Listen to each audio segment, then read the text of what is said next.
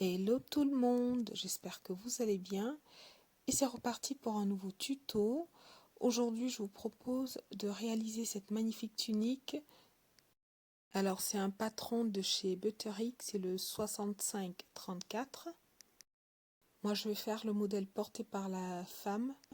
Petite précision, en fait ces modèles sont conçus à la fois pour hommes et pour femmes. Alors je vous montre un peu à quoi ressemble le petit guide prévu par Butterick, sachant que moi je ne l'ai absolument pas suivi. J'ai vraiment improvisé, j'ai juste coupé mes pièces j'ai décalqué mon patron sur du papier craft blanc comme d'habitude et je n'ai vraiment pas ouvert le guide. J'ai juste regardé les pièces dont j'avais besoin et j'y suis allée en improvisant. Bon, moi j'ai fait la taille S. Comme je vous le disais, j'ai décalqué les pièces dont j'avais besoin, à savoir le dos, le devant et la manche. Et de plus, moi j'ai choisi de doubler entièrement ma tunique et de ne pas faire de fente sur les côtés. Une fois n'est pas coutume, alors je n'ai pas fait de toile comme je fais régulièrement. Donc j'ai choisi de commencer ma tunique par la doublure. Comme ça, en cas de pépin, je pourrais encore modifier. Je commence par assembler mes manches et mon dos et mon devant de la tunique par les côtés. Mais avant ça, je vais faire la petite ouverture en V sur le devant de la tunique. Pour cela, je vais faire un trait, une petite marque au niveau de mon milieu devant et je vais faire un trait d'une longueur de 10 cm. Puis je vais faire deux petites marques, une du côté gauche et l'autre du côté droit, chacune à 3 cm de mon milieu devant. Ensuite, il me suffit juste de faire le petit triangle et ma couture, je la ferai en suivant cette petite ligne. Ensuite, je passe à l'assemblage à la machine à 1,5 cm des bords, sachant qu'ici les valeurs de couture sont incluses.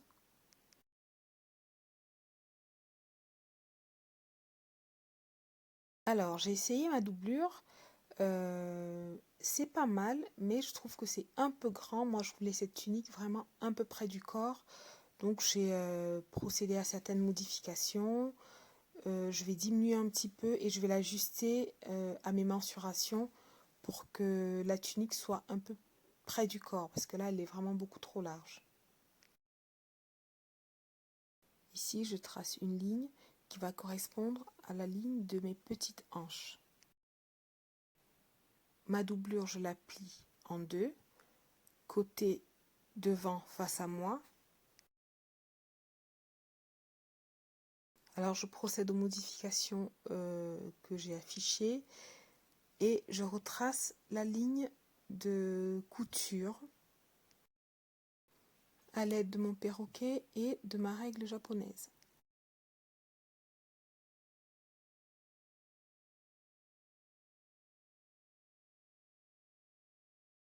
Puis je passe à la machine et le résultat est correct.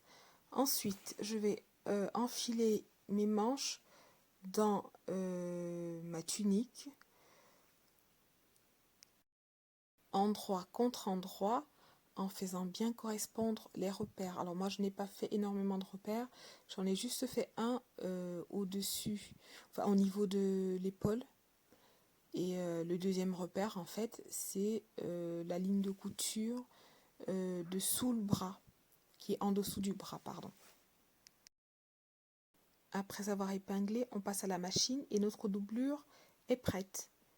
On va s'attaquer maintenant au vêtement principal en procédant de la même manière. Pour la robe principale, moi j'ai choisi de passer un petit coup de surjeteuse pour que ça fasse plus propre. C'est vrai qu'elle sera doublée, mais je trouvais que les fils avaient tendance à se défaire un petit peu. Enfin, le tissu avait tendance à se défaire un petit peu. Et là, on va ouvrir les coutures au fer à repasser comme d'habitude.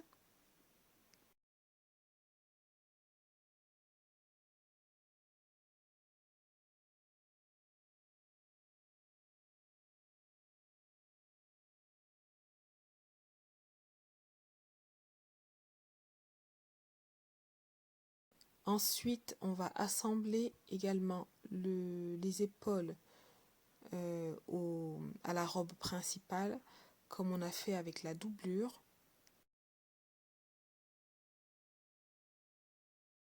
Petite précision, pour la robe principale, j'ai choisi de faire des petites fronces au niveau de, de mes épaules, du haut de l'épaule, parce que, enfin, pour absorber l'excédent de tissu. C'est très léger, ça se voit pas, donc une fois qu'on est passé à la machine, on coupe les fils.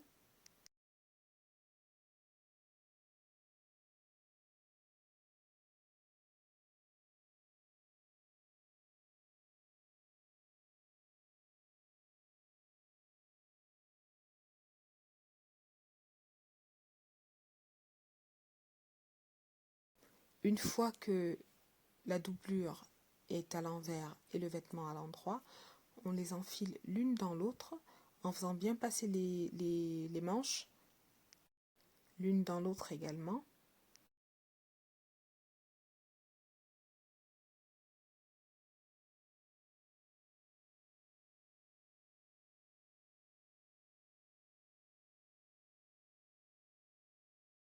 On fait bien attention à faire correspondre toutes les pièces, enfin toutes les parties du vêtement, les coutures des épaules, les coins de petits triangles qu'on a tracés au niveau du devant, et on épingle tout autour de l'encolure en fait.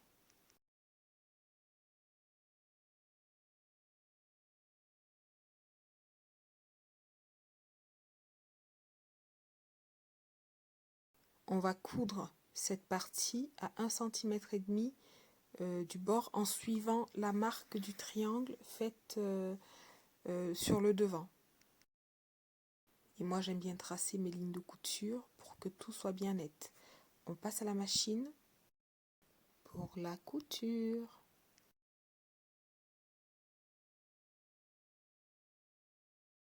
Ensuite, on va découper les marges de couture au ciseau, ou pour ceux qui préfèrent, vous pouvez faire des crans. Vous pouvez cranter le tissu pour que l'arrondi tombe bien net. Moi, je préfère le découper.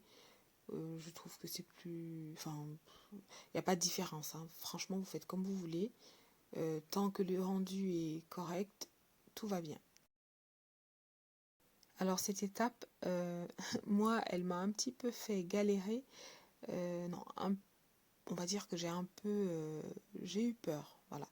Parce qu'en fait, il faut sortir la doublure complètement de la robe pour la remettre à l'intérieur et faire passer les bras.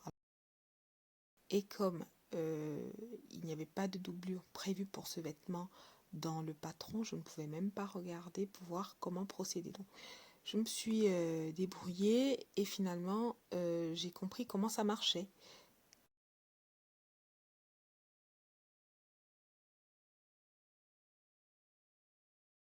Alors maintenant, je vais préparer mon ourlet.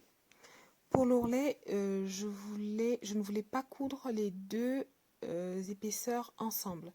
Donc ce que j'ai fait, j'ai diminué ma doublure de 5 cm. Je ne voulais pas avoir beaucoup d'épaisseur au niveau de mon ourlet. Puis je vais faire une surpiqûre au niveau de mon encolure.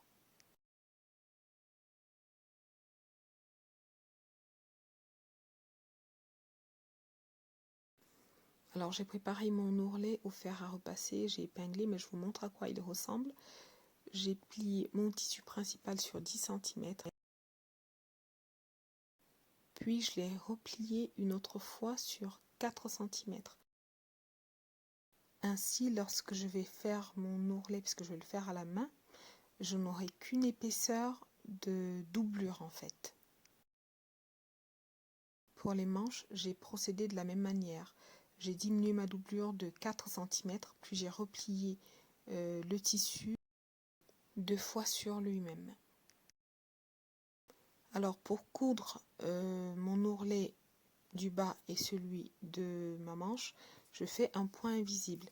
Je vais venir piquer une fois dans ma doublure un point d'à peu près 0,5 cm qui ne va pas du tout se voir de l'autre côté.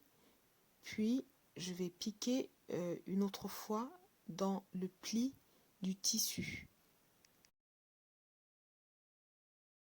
Et je vais alterner comme ça, en piquant une fois dans la doublure et une fois dans le pli du tissu. Alors ici, c'est une méthode que j'affectionne particulièrement parce que ça nous donne un rendu très propre, très professionnel, même si nous ne sommes que des amateurs.